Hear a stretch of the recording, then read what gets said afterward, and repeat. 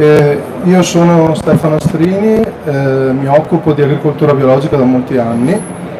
Attualmente sono responsabile di schema per quanto riguarda l'agricoltura biologica di CSQA certificazioni, e oggi sono qui a introdurvi nel breve tempo che abbiamo il nuovo regolamento 848 del 2018.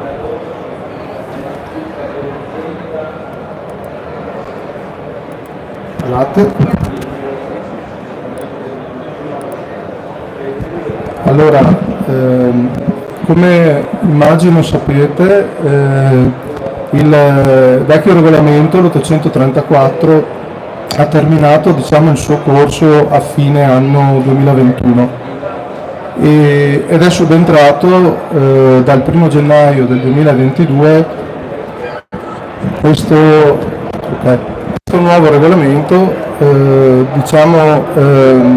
che in realtà aveva già iniziato ad integrarsi a inizio 2018 con alcuni regolamenti decreti attuativi, e quindi è diventato un regolamento piuttosto articolato e complesso rispetto al precedente regolamento.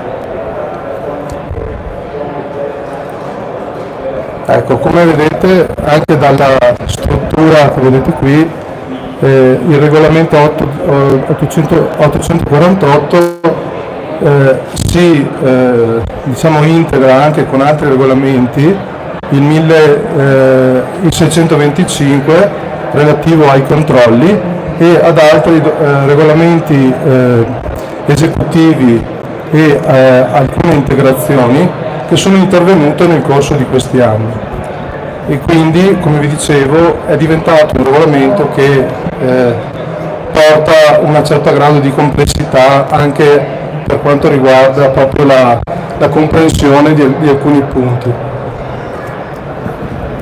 A livello nazionale invece siamo in una fase di transizione, in quanto attualmente sono ancora in vigore dei decreti che fanno ancora riferimento al precedente regolamento. Ho riportato qui i decreti più significativi: il 6793 del 18 luglio 2018 e il successivo 3757 del 9 aprile 2020. Questi sono dei decreti che recepivano le norme del vecchio regolamento e e ponevano appunto delle procedure da attuare per quanto riguarda le produzioni in tutti i vari settori, quindi partendo dalla produzione vegetale, produzione zootecnica e tutto il resto, insomma. Mentre rimane ancora in vigore il decreto numero 20 del 23 febbraio 2018, che rappresenta un decreto molto particolare, in quanto è il decreto che ha introdotto un quadro sanzionatorio per quel che riguarda sia gli operatori sia gli organismi di controllo, nonché definisce anche quali sono le regole che devono essere praticamente attuate e seguite dagli organismi di controllo stessi, nonché anche dagli operatori. Si sta attendendo una revisione, un aggiornamento di questi decreti. Soprattutto si sta aspettando un decreto che recepisca le norme di quello che è il nuovo regolamento, cioè l'848. Ultima cosa importante: proprio qualche giorno fa, il 2 febbraio 2022, è stato approvato il testo della legge nazionale sull'agricoltura biologica in Senato, e quindi dopo molti anni appunto abbiamo una legge. Io l'ho letta ieri in breve tempo, quello che posso dire è che sembra ci sia una direzione che va sempre più verso un'agricoltura sostenibile, quindi l'agricoltura biologica sta diventando un'agricoltura sempre più importante, insomma. e mi sembra che sia il nostro Stato italiano sia l'Europa tutta stia appunto volgendo verso questa direzione.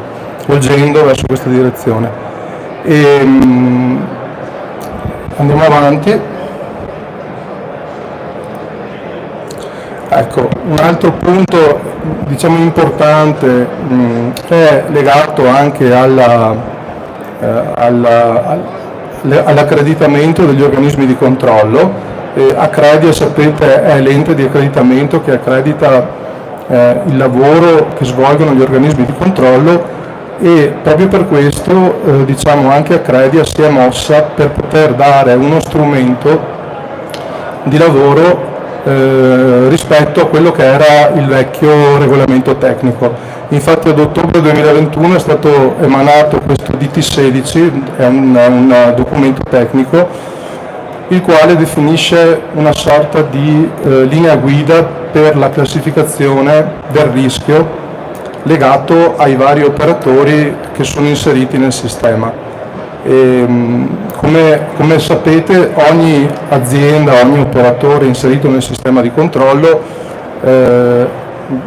a ogni operatore viene assegnato una classe di rischio, e sulla base di quello ovviamente si deciderà poi di rafforzare o meno il sistema di controllo. Come vedete ci sono varie categorie: la produzione vegetale, la produzione animale, a cui è stata esclusa, da cui è stata tolta l'apicoltura, sempre per il calcolo ovviamente del rischio, la produzione apistica ovviamente, la produzione di alghe, gli animali dell'acquacoltura, la produzione, la preparazione alimentare, i mangimi, e a cui ovviamente è compresa anche la preparazione e la trasformazione di prodotti vitivinicoli. Qui non vi trovate l'importazione, in quanto l'importazione già dall'anno scorso ha preso una sua strada, infatti è stata sostanzialmente presa in mano direttamente dal Ministero, e è stato emanato recentemente, il 14 febbraio, un nuovo decreto ministeriale che definisce la modalità per assegnare le classi di rischio anche agli importatori biologici. Ci sono in previsione anche altre due tabelle di cui si sta discutendo con le associazioni degli organismi di controllo, e sono quelle relative a due nuove categorie, cioè i gruppi di operatori e i prodotti dell'allegato 1, che poi vi dirò quali sono.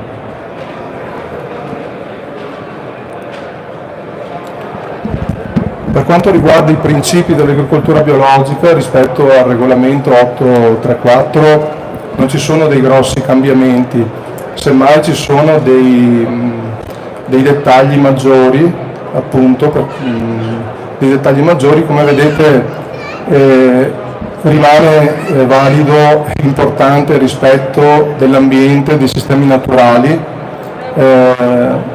importante appunto il preservare gli elementi del paesaggio naturale, arricchendoli anche dove possibile, assicurare un impiego responsabile dell'energia, produrre un'ampia varietà di alimenti, questo sia per dare al consumatore un'ampia gamma di alimenti, ma anche per, diciamo, rendere maggiore la biodiversità anche in fase di coltivazione. Poi garantire l'integrità della produzione biologica, progettare e gestire in modo appropriato i processi biologici e limitare l'uso di fattori esterni. Anche questo è un punto molto importante, in quanto quello a cui si tende appunto di creare un ciclo più chiuso possibile. Quindi un autosostentamento sostanzialmente. Adattare poi il processo di produzione, escludere ovviamente tutte quelle che sono le pratiche quali la clonazione, l'allevamento di animali poliploidi o tecniche come le radiazioni ionizzanti. Queste erano bandite precedentemente e ovviamente il tutto viene confermato. Per ultimo, ma non meno importante, è appunto mantenere un elevato benessere per quanto riguarda gli allevamenti di animali.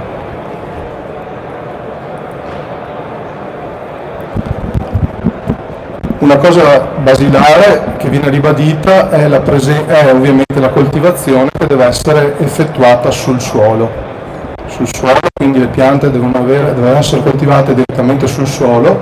Ci sono ancora chiamiamole delle deroghe per quanto riguarda i paesi del nord, dove attualmente ancora coltivano piante fuori suolo. Però insomma per il resto d'Europa appunto non è permesso assolutamente la coltivazione idroponica. Il nuovo regolamento indica alcune deroghe, una relativa alla produzione dei semi germogliati, tra cui germogli, gemme e crescione, i quali vivono esclusivamente delle riserve contenute nelle sementi. Ovviamente ci sono poi delle regole di coltivazione e un'altra deroga è legata all'ottenimento dei cespi di cicoria. Sono delle peculiarità che ho voluto informarvi, però ci sono queste due nuove deroghe che il regolamento concede appunto a chi appunto decide di intraprendere questa strada. Il campo di applicazione sostanzialmente rimane quello precedente, quindi si applica a tutti i prodotti provenienti dall'agricoltura, incluse acquacoltura e apicoltura, e i prodotti derivanti da tali prodotti, qualora siano ottenuti, trasformati, etichettati, distribuiti, messi sul mercato, importati nell'Unione Europea o esportati da essa. Quindi tutte queste attività sono attività che necessariamente sono soggette al sistema di controllo, quindi tutte le aziende che decidono di intraprendere questa attività devono appunto notificarla alla propria regione. Vedete, ci sono i prodotti agricoli vivi o non trasformati, poi ci sono compresi ovviamente sementi e altro materiale riproduttivo, quindi sono i vivaisti sostanzialmente. Poi ci sono i prodotti agricoli trasformati, quindi abbiamo un'ampia gamma, destinati a essere utilizzati come alimenti o come mangimi. Il presente regolamento si applica anche ad alcuni nuovi prodotti presenti ed indicati nell'allegato 1 del regolamento, che adesso vi illustro. Sono questi. Alcuni di questi in realtà già era possibile certificarli con il precedente regolamento, alcuni invece sono ex novo. Gli lieviti erano già certificabili biologici prima, però sono presenti in questo allegato. Alcuni prodotti particolari, il mattè, il granturco dolce, le foglie di vite, il cuore di palma, germogli di luppolo e altre parti di commestibili simili a vegetali non erano presenti, però sono delle peculiarità e quindi possono essere comunque assorbite da quella che è la produzione vegetale classica. Ecco, una cosa nuova è il sale marino, che diventa ingrediente di origine agricola e di conseguenza avrà un suo iter di certificazione che stiamo piano piano definendo. Bozzoli di vacchi da seta, anche i vacchi da seta erano già presenti, alcune esperienze di certificazione non regolamentata da un regolamento ma disciplinata da alcuni disciplinari creati da qualche associazione. Ecco, ci sono le gomme come novità, la cera d'api era già presente come certificazione, gli oli essenziali idem. Come novità c'è il sughero, turaccioli di sughero, il cotone, la lana, pelli e invece i preparati erboristici già, le erbe officinali già si certificavano prima. Se voi vedete sembra che l'intenzione di chi ha creato questo regolamento sia quello di aprire il bio verso anche il no food. Infatti ha inserito appunto dei nuovi prodotti molto interessanti che potranno avere anche in futuro un buon sviluppo e che chiaramente nel caso in cui si certificassero andrebbero anche ad abbassare l'impatto ambientale. Rimangono esclusi dal sistema di certificazioni i prodotti della caccia e della pesca, nonché tutti quegli operatori che vendono il prodotto confezionato direttamente al consumatore finale, quindi i dettaglianti. Quelli rimangono esclusi. Rimane fuori anche tutta la parte, la fetta della gastronomia e della ristorazione, che non ha trovato ad oggi ancora nulla di normato al fine di poter essere inseriti appunto nel sistema di controllo. Alcune novità, non ce ne sono tantissime, ce ne sono alcune ma sono molto peculiari e non avremo il tempo oggi di esporle. Per quanto riguarda la produzione parallela e la possibilità di avere aziende miste, ad oggi è ancora possibile e quindi sostanzialmente non ci sono modifiche particolari rispetto al vecchio regolamento. Per quanto riguarda la possibilità di riconoscere retroattivamente il periodo di conversione, questo è ancora possibile con delle modalità e delle peculiarità differenti rispetto al precedente regolamento. Dando maggiore responsabilità all'operatore che decide di chiedere appunto questo annullamento del periodo di conversione. La possibilità di etichettare i prodotti di origine vegetale e i mangimi in conversione rimane. Una novità è l'introduzione appunto di requisiti specifici per la commercializzazione di materiale eterogeneo biologico tramite una notifica particolare. Sto parlando chiaramente di semente. Questa è una novità che sembra marginale ma è importante sotto il profilo proprio della certificazione. E poi sono possibili delle norme nazionali approvate dal Ministero anche per la certificazione di animali particolari. Ho inserito ad esempio l'elicicoltura, che è un settore che sta prendendo piano piano piede e che ha un suo interesse, ed è abbastanza richiesto anche. E un'altra cosa importante che è la spada di Damocle per tutti gli agricoltori è la necessità per tutte le aziende di istituire un piano di gestione, una relazione tecnica, ossia una sorta di manuale di autocontrollo per le attività che viene svolta dagli operatori. Il nuovo regolamento cambia l'articolo rispetto ovviamente al precedente, però chiede anche qualcosa di più, cioè di definire quali sono le misure preventive e precauzionali che l'operatore intende adottare al fine di escludere contaminazioni o altre problematiche relativamente ai prodotti che andrà a certificare. Per quanto riguarda invece i mezzi tecnici, la struttura rimane bene o male simile alla precedente. Abbiamo un regolamento attuativo, il 1165, che presenta due allegati, l'1 e il 2, dove sono indicate delle liste positive per quanto riguarda i concimi ammendanti e i prodotti fitosanitari che sono ammessi in agricoltura biologica.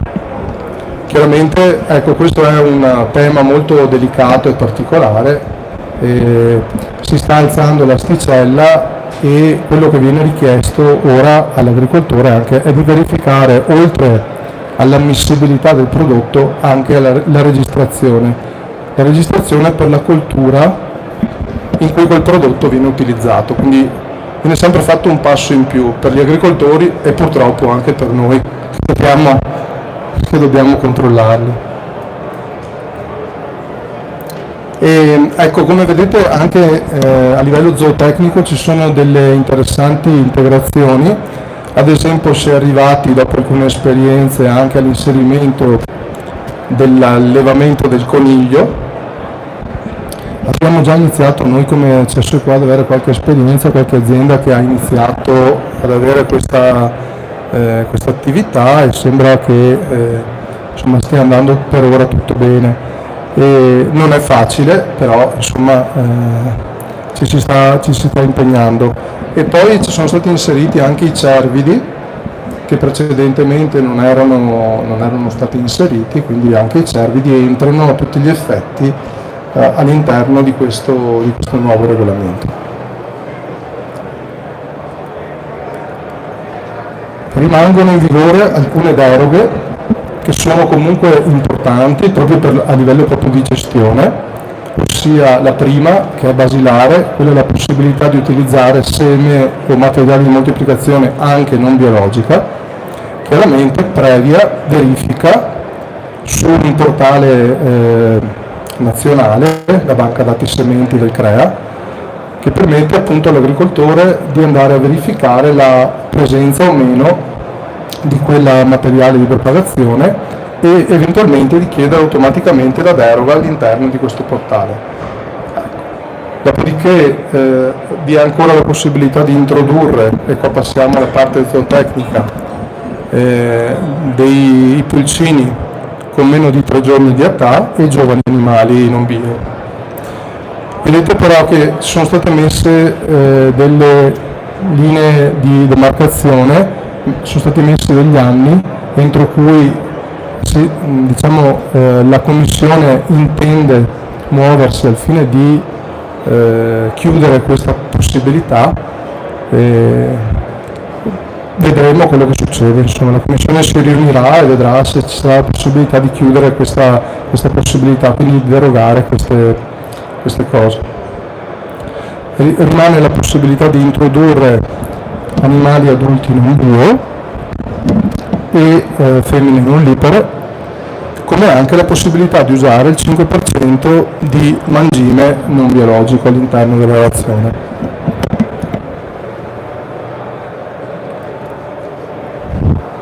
Ecco, una cosa che cambia per gli operatori, cambia per il consumatore, è il certificato. Fino all'anno scorso l'operatore che entrava nel sistema di controllo riceveva un documento giustificativo che sanciva l'ingresso nel sistema di controllo e l'iscrizione nell'elenco nazionale degli operatori. Questo documento non garantiva all'operatore la possibilità di commercializzare il prodotto, infatti per poterlo commercializzare l'azienda doveva necessariamente chiedere un certificato di conformità. Senza quello non era possibile vendere, quindi sostanzialmente c'erano due documenti distinti che assieme davano all'operatore la possibilità di commercializzare. Ora invece si è riunito il tutto in un unico documento ai sensi dell'articolo 35 che si chiama banalmente certificato e che contiene delle informazioni obbligatorie che necessariamente devono essere inserite. Infatti consente almeno l'identificazione dell'operatore o del gruppo degli operatori, compreso l'elenco dei membri, la categoria di prodotti coperti dal certificato e il periodo di validità. Attesta che l'attività notificata è conforme al presente regolamento. Ecco, questo documento viene rilasciato in formato elettronico, attualmente viene poi caricato sulla banca dati del SIA fino a tutto il 2022. Dopodiché questi documenti saranno emessi direttamente in un portale europeo denominato Trace, in modo tale che sia visionabile non solo dal nostro paese, ma anche da tutta Europa, insomma, potenzialmente. quindi si sta andando proprio verso un cambiamento anche sotto questo profilo.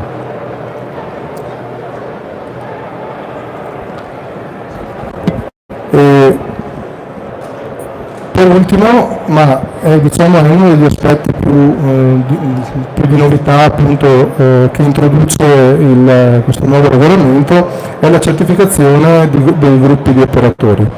È un'esperienza nuova che in realtà diciamo, è già stata sviluppata in altri schemi di certificazione, anche biologici volontari.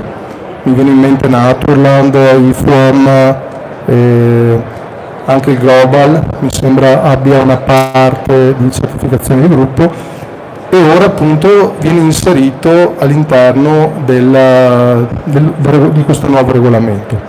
Chiaramente per poter accedere ci sono delle regole, direi anche piuttosto restrittive.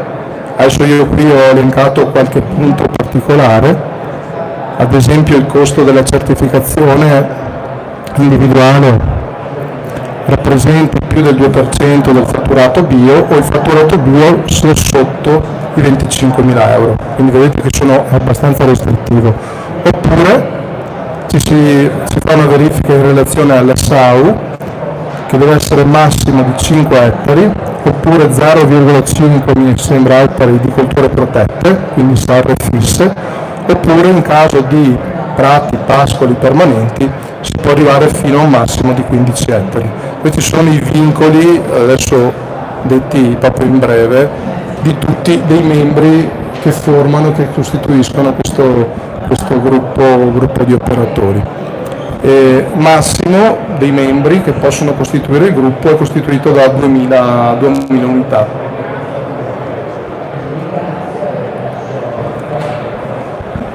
Come ultima slide è legata alla trasformazione. I trasformatori sono quelli che, e qua viene sostanzialmente ribadito, coloro che effettuano attività di preparazione, di confezionamento, di etichettatura, di distribuzione, compresi grossisti e dettaglianti. Gli importatori, come vi avevo detto, hanno storia a sé, e come vi avevo detto anche prima, in realtà l'avevo già detto precedentemente, vengono esclusi coloro che vendono direttamente all'utente finale prodotto confezionato. Per quanto riguarda i trasformatori, un aspetto nuovo e importante che volevo dirvi è legato agli aromi. Con il nuovo regolamento non è più possibile indicare in etichetta o in ricetta aromi naturali, ma va specificato di che tipo di aroma si sta parlando, quindi aroma naturale di arancio, di aroma naturale di limone, e questo è appunto un nuovo punto che non sarà facile da attuare, proprio perché in giro ci sono migliaia di etichette ancora con aromi naturali provenienti dalla vecchia letteratura. Però il nuovo regolamento fissa questa norma, quindi bisognerà chiaramente rispettarla.